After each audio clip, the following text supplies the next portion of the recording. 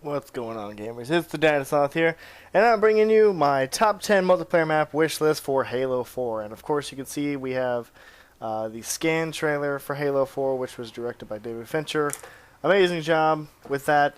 But first off, I wanted to mention the 9 announced maps for Halo 4, and those would be Abandon, Adrift, Complex, Exile, Haven, Longbow, Meltdown, Ragnarok, and Solace. And we don't have any gameplay for Solace, so here's just an image of that.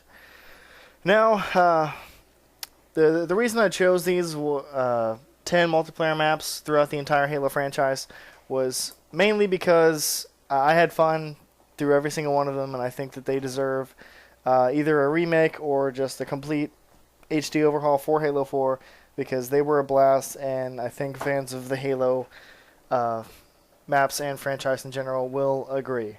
Starting off with number 10, we have Narrows from Halo 3.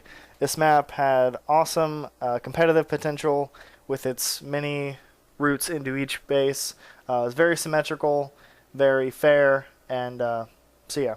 And then number 9, we have Ghost Town, which was a DLC map from Halo 3. It was nice and square. You could get around. It really felt like a town sort of feel to it. And similarly, with number 8, we have Turf, which was also a DLC from Halo 2. It just felt like you could get around, and it was more about map control than anything else. With that Warthog over in that corner and the medic hut. Just a lot of good call-outs could be made because everything was really distinguishable, and all these maps are pretty iconic for having all of these awesome thingamajigs. And off to number 7, we have Elongation, or Longest, from Halo Combat Evolved, which was Elongation was actually a DLC for Halo 2. And the reason I like this was just because it also was a very symmetrical map, very competitive, with long hallways that you could play team snipers on. Very awesome to play Capture the Flag, Assault, or even Oddball on. So there's that. And for number 6, we have Standoff from Halo 3. I really like this map just because of the outdoor kind of feel to it, with the two. Just I don't even know how to explain it. It was just a good map. So off to number 5, we have The Cage from Halo Reach. Always a classic. It was a really diverse map. It had multiple levels. You could get around fairly easily.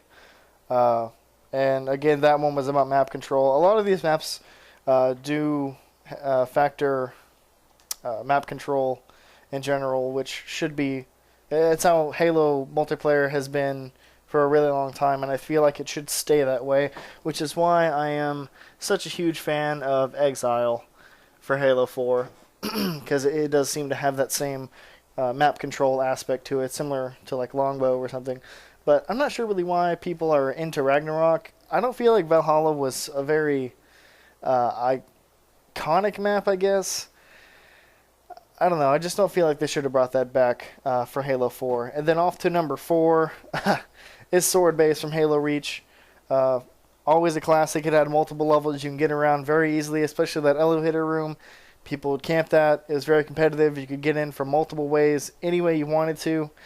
It was very fantastic. And then number 3, we have Guardian from Halo 3. That was probably the most competitive, or one of the most competitive. I don't know if I want to say the most competitive, but it was definitely one of the most competitive maps in the entire Halo franchise. People loved it.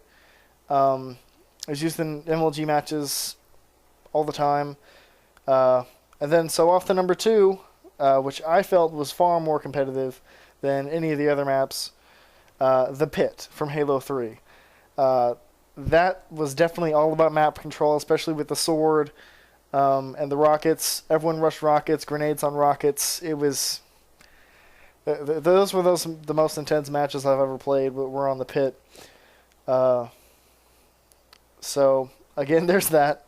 And my number 1 map that I wish they would bring back to Halo 4 that has not been brought back before, and I don't realize why, and that is Burial Mounds from Halo 2. If you don't remember, it's that map with the it almost looked like a crashed Forward Unto Dawn or military UNSC ship crashed with its skeleton sitting up out of the ground on one side of the map, and of course you could see in the screenshot that's right in front of you, there was a base with a turret on it, and it was in a big desert, and there was a cave going around the back side, and there were just a ton of ways you can get into the base. It was a great objective map. Just capture the flag and an assault, so it just takes the cake for me. Burial Mounds was by far my favorite map. It was the most iconic. It was the most played multiplayer map in Halo 2, and I really do feel like that is the map that should be coming back to Halo 4, either in DLC or maybe even the 10th unannounced map. And yes, that is my ringtone. That is the MTS2 codec call. This is Snake. Can you read me, bitch? But anywho, that is my top 10 multiplayer map wish list for Halo 4. Like, subscribe, and y'all have a wonderful weekend.